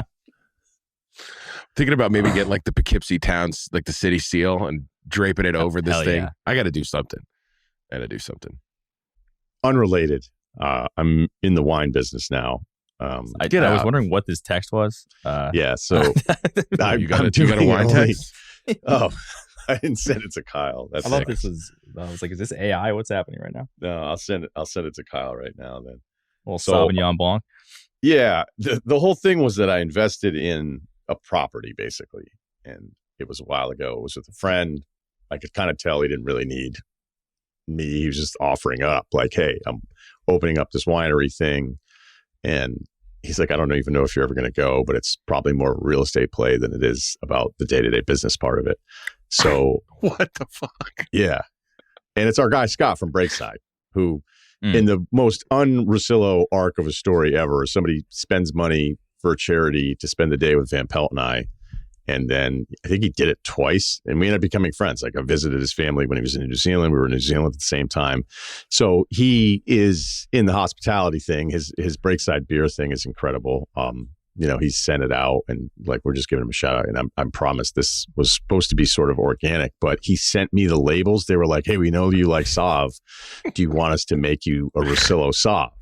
And I was like, "Well, I mean, are you going to be like, do I have to like promote it? And are we going to be serious with this thing?" He's like, "No, we'll just have some fun with it. We'll make some labels. We'll figure out which one you like, and then that'll be the Russillo Sauv, and then we'll have it at this one little place in Oregon." And I went, "You know what? That's awesome. No problem." They sent in the labels to me while we were taping the show. I'm fucking dying laughing at these things. This is the one I think we're going to go with, but it might be a little stolen valor. It might be a little stolen valor because it looks like I'm wearing some sort of British Navy outfit. So maybe we can't even get that approved. There's like, you would be an extra in Dunkirk and I wouldn't think twice about it. I know. Is that metal? I don't know. Yeah. What is that? Is that a metal? It looks like maybe it's some sort of patch. Yeah, maybe you could just lose the patch. Everything else is kind of like ambiguous. I like it though. Yeah, maybe we lose the patch because maybe I'm just. I feel like we need to put this picture up on the video side of this today. By the way, if we have permission. Yeah, because it's not in the. It's just in the running, right? Yeah, it's just in the running. I mean, there's another one here that I think kind of nails it. But this isn't very much fun for the audience right now. So I'm going to get out of it now. I apologize to the audience. But yeah, at the very least, how about this? There will be some sort of Russillo Sauvignon Blanc, and I don't even know if we'll be able to send it to anybody. So exciting news. It's a great photo. Great photo. This is the second photo that you wow. The second batch is this one I think is the one, actually. Right. I'll ask if we can get permission and we'll put it up somehow with the whole maybe thing. do like a vote thing. You can do votes now on like Instagram and X, right? Get a little Threads. Crowdsource going. Yeah, Threads has the best polls. So I will this wasn't great audio. This was not. I'm sorry to the audio side of the audience here on this, but yeah. I think the headline though is that there's going to be just a very I like it to be not harsh. I like it to be almost just watery, refreshing, dull tones. So we'll see what happens with that one. Speaking of commerce, the addicted to saving guy, that was a pretty clever way of titling his Mania lot in life. Yeah, right. So he hit us up. He goes, all right, fellas, this was last week. So Mr. 2-for-1 did not start as a lifestyle. I want to check in before I'm labeled a menace to society. It started at Ford Field with an actually gross cold hot dog. I returned it, got a new one, and the guy said, just toss the old one. As I'm walking to the trash, 4 people behind the counter are staring at me, and I say, sorry, I don't want to waste it. I'll just finish it. Someone immediately yells, oh, we got Mr. 2-for-1. That's it. That's the whole story origin. All right. Yeah, that's where it started. Then what happened? A few things that feel that was important. like when Spider-Man got bit by the spider. It's like, that was just the beginning. the fork in the road. Yeah. God, I love that origin story. Such a good one. Peter Parker, all he wanted, he just loves science. He's just a nerdy kid who loves science. And next thing you know, sucked he always had a shitty apartment. I mean, it made him the everyman, which is why Peter Parker was so relatable to so many other nerdy kids growing up. You know, like Superman wasn't super relatable. A nerdy kid who's, you know, had kind of a tough home life. And then I fucking love Spider-Man, by the way. If you're wondering, like, wait, Russillo has this in his bag, you're fucking right, I do. And that's why some of the movies started driving me crazy a little bit more and more. I just think there's value in there for sort of like a dark, defeated kid. 2002 Spider-Man. Yeah. 2002, yeah. I was really upset about the first Tobey Maguire one. I was so excited. But I think it was right around 2002, so literally nothing was going to cheer me up. True. Yeah, that's fair. I like that those movies were I remember in real time those movies being bad. And then now I feel like they've it's retroactive being like, oh no, actually those movies were good. Because remember when what was it? Was it No Way Home? Whatever the new Spider-Man that came out was. And they brought all 3 of those guys back into one movie. And then it was like, oh, like it's amazing. Like these movies were so good. I'm glad everyone can get their shine. I was like, I remember those movies being terrible growing up. Yeah, it's more of just like not my Spider-Man sort of deal. I think it's just you get to pick. I mean, I feel like everyone was just on the Tobey team. It's like you guys don't even know, even if that was good or bad. It was just it's good to pick a side. You're more of a Andrew Garfield guy. No, I mean I could have just. People hate the Andrew Garfield one. I actually liked it. I could take it or leave it. All right. Yeah. Well, anyway, I just always thought it was interesting Spider-Man. that you're like a superhero and your apartment always sucks.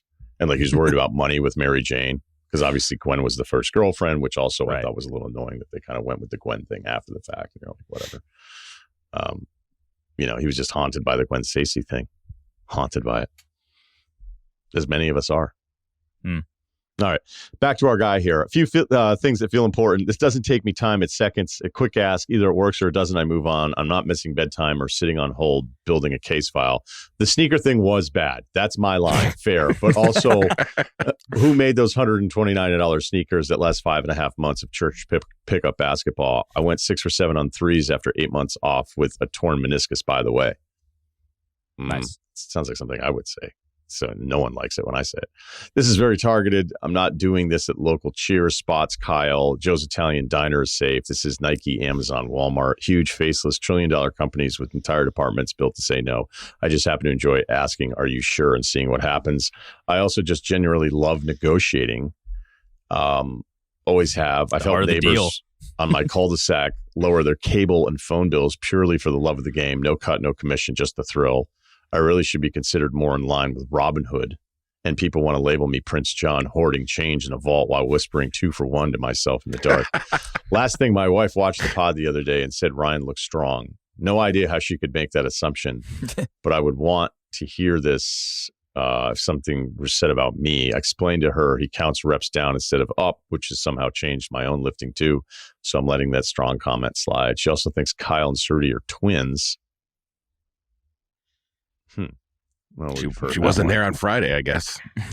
Yeah. She wasn't watching on Friday, I guess. Although, I don't know. You kind of had like a Twilight, Ceruti, Mike, and Mike shift thing going. No, I don't think Kyle's a pale guy. I got some weird lighting going on, Yeah, that's the lighting. Right. Yeah. Merry Christmas. He sent us a picture in. Look, we're just going to take it easy on you. People were upset we didn't kill that guy. I felt like we were going pretty hard, for what that guy probably wouldn't expect. I always try to think of it as that guy. Like the first time we did that, when the guy wrote in, we're like, dude, are you insane? And like they wrote in to tell us about something, and we basically just piled on him. I always try to think of that guy who's like, oh my God, he's reading my email. And we just call him like a maniac for 15 minutes. So sometimes you need it though. I know, but still, it's not. That's the risk doesn't make me feel good.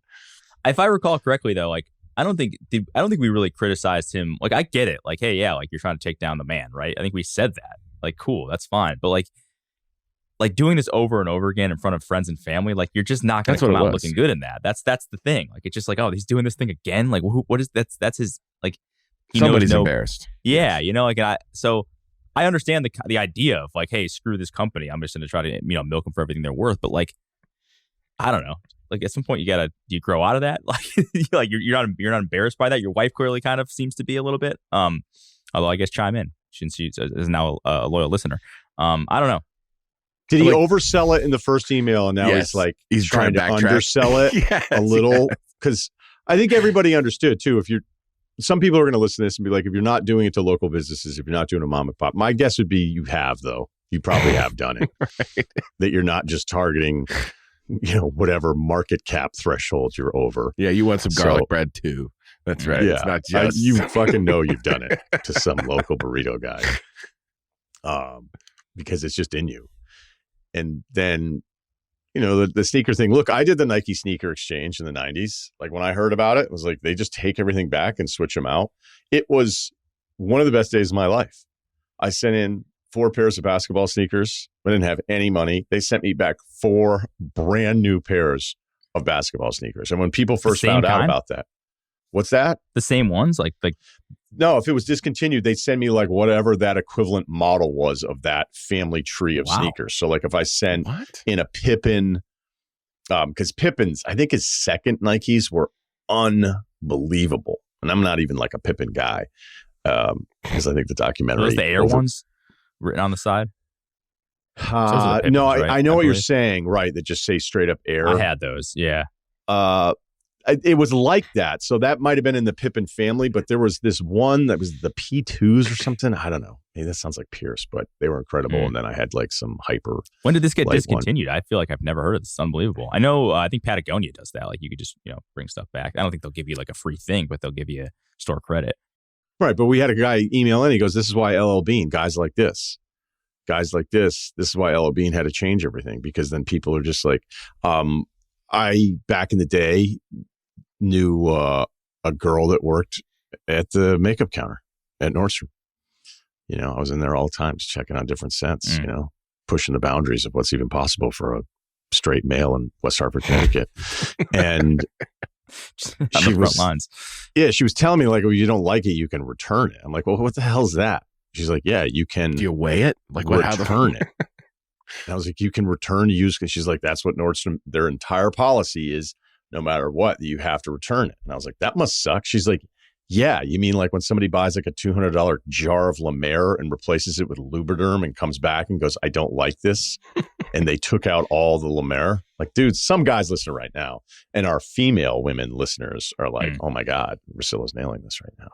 So yeah, it'd be nice if that's customer service. And, I guess you could argue that when I was 20, I abused the Nike thing once, and maybe I'm part of the reason why you can't do it anymore. But I don't got think that was destined older. to last. Nike's pretty big. That's there's no way that could last. It was before. It was like still not before the internet technically, but it was just kind of like a word of mouth thing. Yeah. And you'd be at a party and somebody go, "Do you know you can do this?" You're like, "No way." And then people be like, "No way, that doesn't work." I had a buddy in college. He did the Go golf ahead. ball thing, the golf sleeve thing. He would basically take a Pinnacle box and just put 4 Pro V1 sleeves in there and just, they usually don't actually check. Stealing, you mean, from the store? Well, Yeah. they still purchased the Pinnacle. They were just getting Pro V1s. That's not the same. That is not the same. Okay. That's just stealing.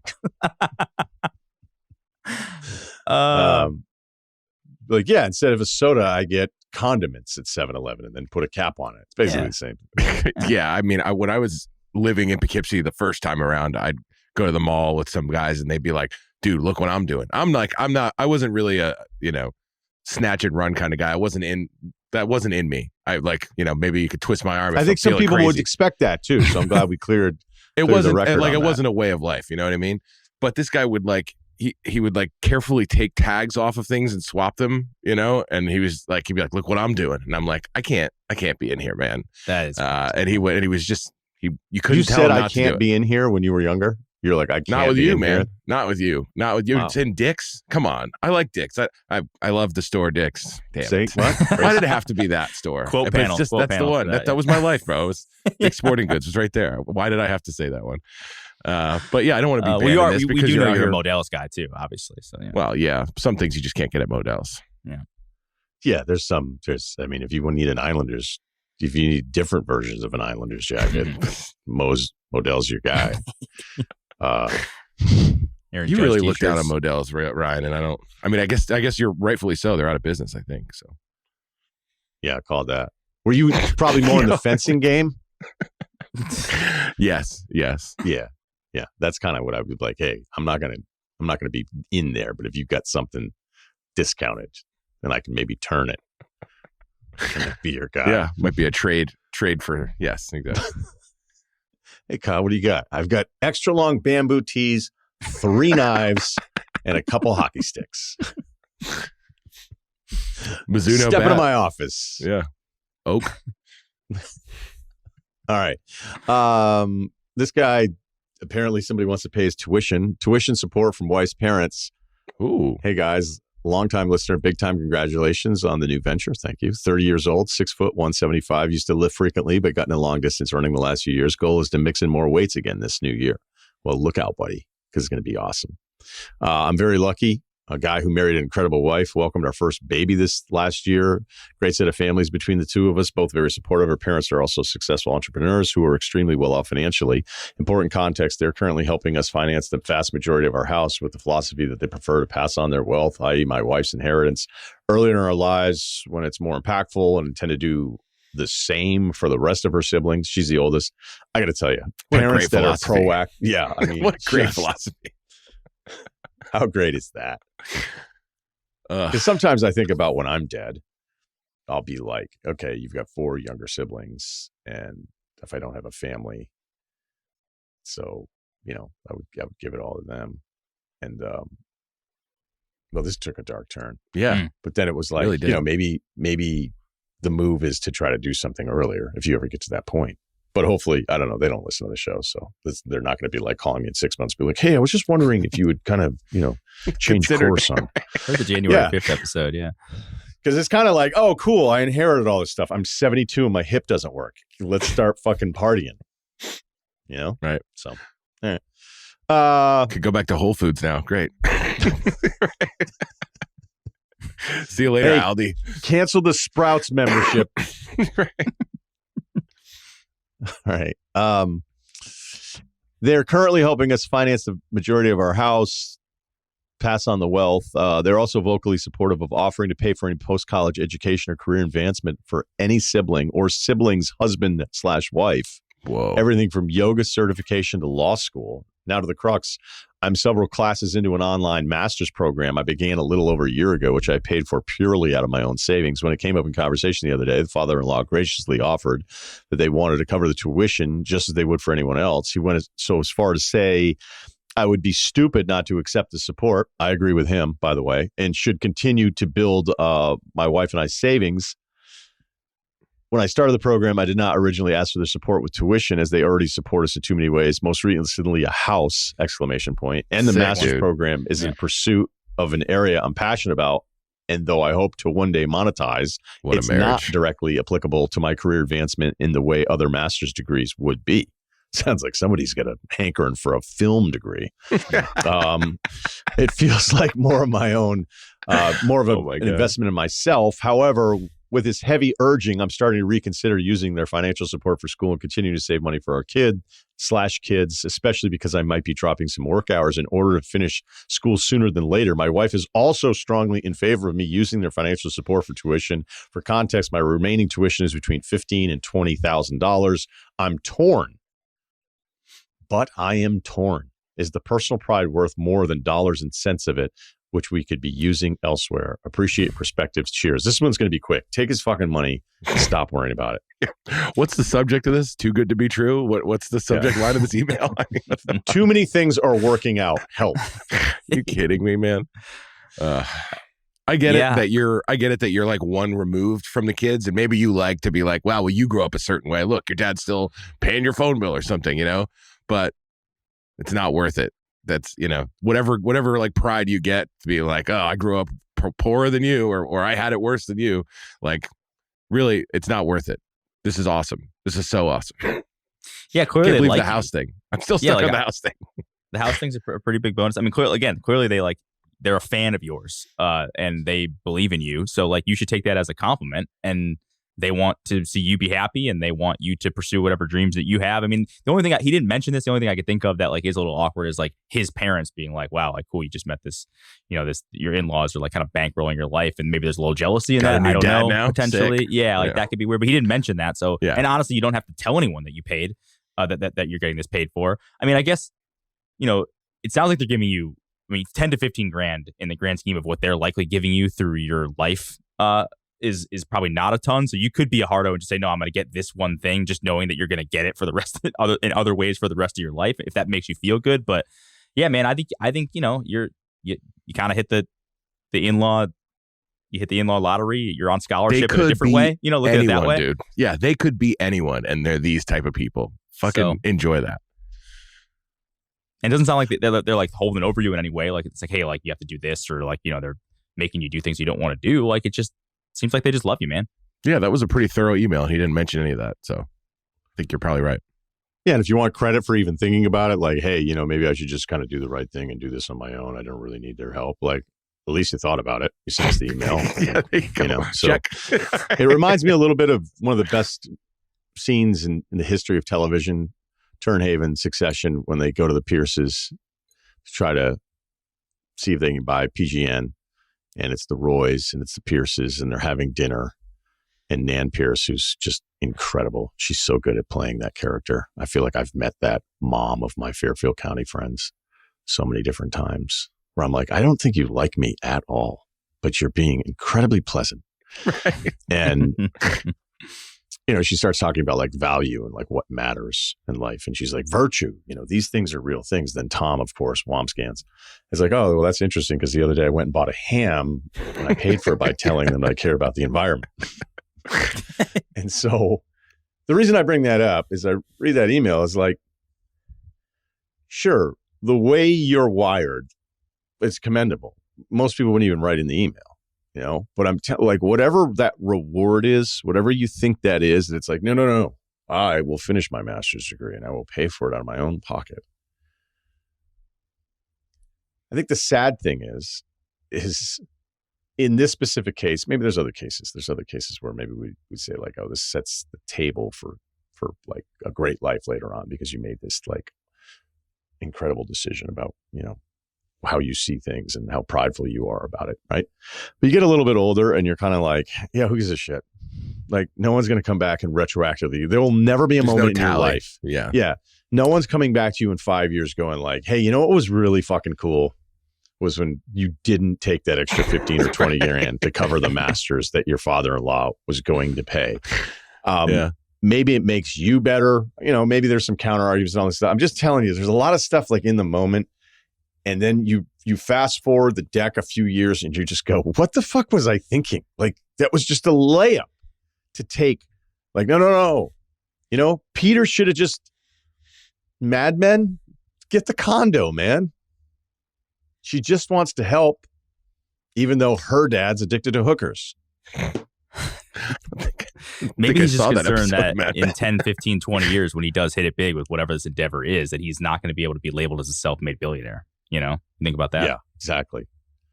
Self-made. You know, I got so sick of this trend, and it's kind of, we worked ourselves out of some absurd things of like the resentment towards anyone having any kind of advantage.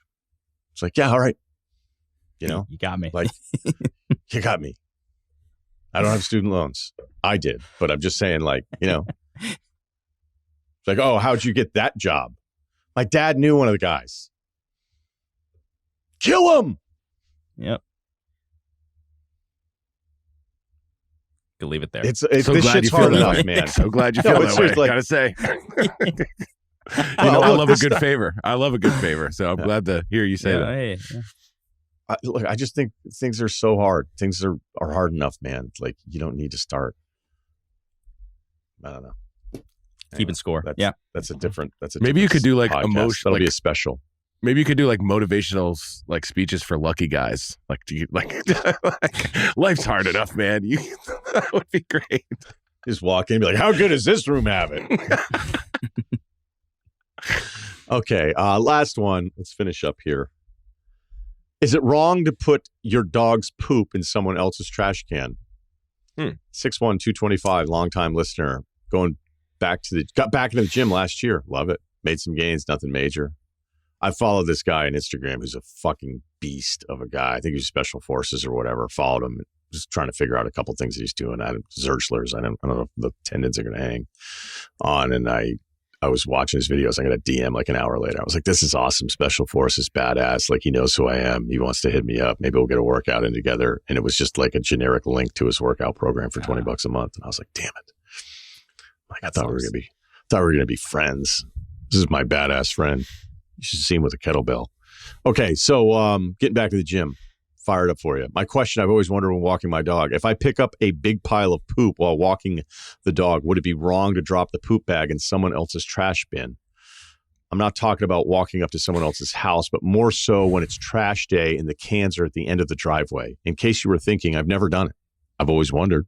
What prompted me to fire off this email now, you ask? While on a run tonight and listening to your Sando pod, I saw this very thing happen. Dude walking his two dogs, picking up poop big enough that I could smell on the way by. So we're talking almost like, what species is that? Yeah. Is that a guy? You're like, I don't know what's happened to Tucson. After circling the cul-de-sac, I look ahead to see him drop it in a trash can and keep walking. Not my place to say anything, but had to get the panel's input. Love the pod. Happy New Year. Well, I have some thoughts. I know you do, and you should probably go. I was going to say, as a guy who doesn't have his own can, you know, I would say, is it trash day now, or did trash day just happen? Is it about to be trash day? Like, how long is this? Did that just go right to the bottom of my can? Am I stuck with this shit for a week? You know? No, I would imagine that's the kind of reasonable thing that you're like, is it trash day already, or are the cans still out there and you just found a receptacle? Has to be a full can. Trash can't come yet. And then even then, if somebody's like, I don't want you putting your shit in my trash can, you still have to be like, okay, I guess, I'm sorry. You can't try to defend your choice. You have to say, my bad. Didn't know that was a special trash can. So I don't really know why, but it feels wrong. I don't have an explanation for it, but it just, you know what I mean? Like, maybe because it's a shit and someone else's stuff. Yeah, no, I know. But like logically, I'm like, yeah, why should I care? It's all going to the same place. It's a vessel. It's the same day. Like, yeah, okay. If it's an empty thing, it's going to sit in my yard, you know, for Ryan's a week in a very next walkable trash part day. of town, Sure. So. I will say I did get yelled at once, not residential, but I was on a walk in town with the dog, big poop, cleaned it up, and threw it in like a big dumpster behind like a building, like of like offices, whatever, yada yada. And one of the store owners came out and was like, basically, what are you doing? And I kind of called me out on it, and I didn't think that was that big of a deal because it's like, but you just have to say sorry. You're like, you're right. Yeah, technically, it had already dropped in. I'm like, I'm not going to get it. So, yes. But like, it did feel a little wrong. And I think if this is a residential thing, I'd lean more like it definitely is wrong. If I just don't have a great explanation for why it is wrong. It just feels wrong, you know? Yeah, when I do it, I certainly am like peeking around, like that guy's not on his porch, is he? You know? But I will do it, and I think I don't think you can explain it away. If somebody says, well, you shouldn't be doing that, you have to be like, all right, you caught me. Sort of like when I would get caught smoking weed when I was younger. It's like, I'm not going to argue that you should let me smoke weed. I'm just going to say I'm sorry. And, you know, I'll run right up into the shower next time. I love how did you say that? No, like, I'm not going to argue. No, I would just be like, damn, you got me. I would have a little shame. You know what I mean? Like one of my younger brothers would be trying to argue. It's like, I could be over here doing this instead. I'm like, no, man, you just have to be like, you got me.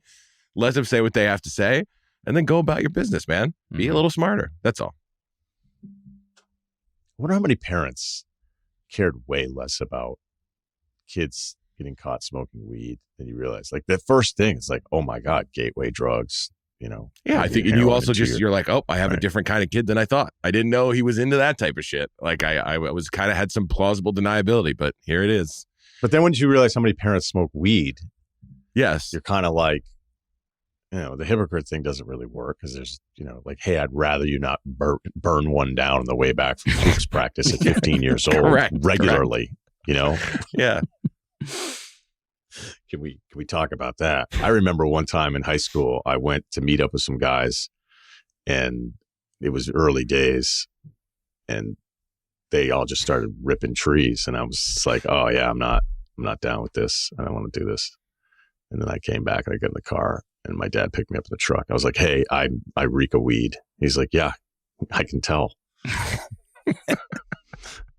You're like, but I didn't. I did. I was like, I didn't smoke any weed, just so you know. And he's like, okay. All right. You know, he believed me. Okay. And it was also true, too. But I can't imagine. I don't know. I don't think he was afraid of it back in the day.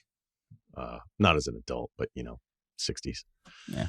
You talk about your father tells you a story about going to the Chicago riots. And you're like, oh, you probably liked weed too. You know?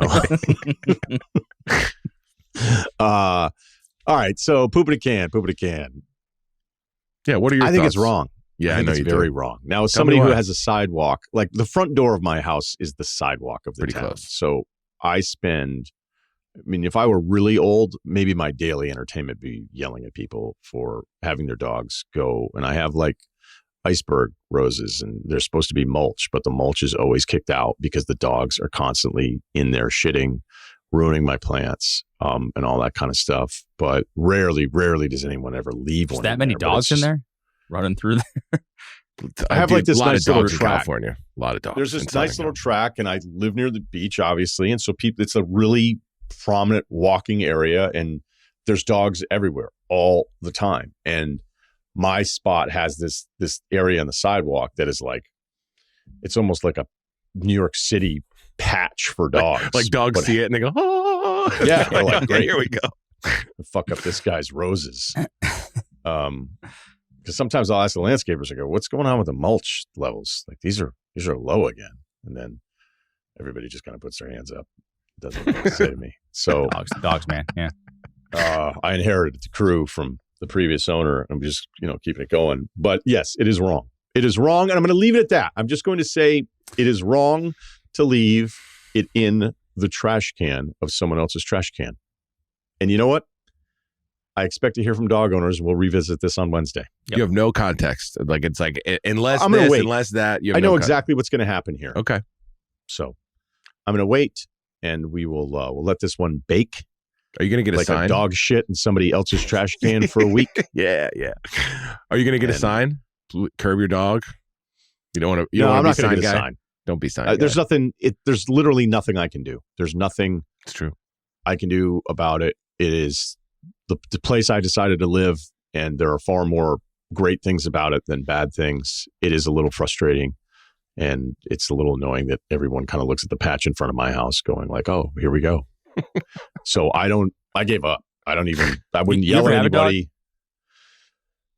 No, but again, my dog thing is is very complicated. My father was a humble carpenter growing up. Everybody knows that. And we would stop and do estimates. And estimates was the worst word ever. You get picked up from school, you get picked up from practice and be like, hey, we got an estimate.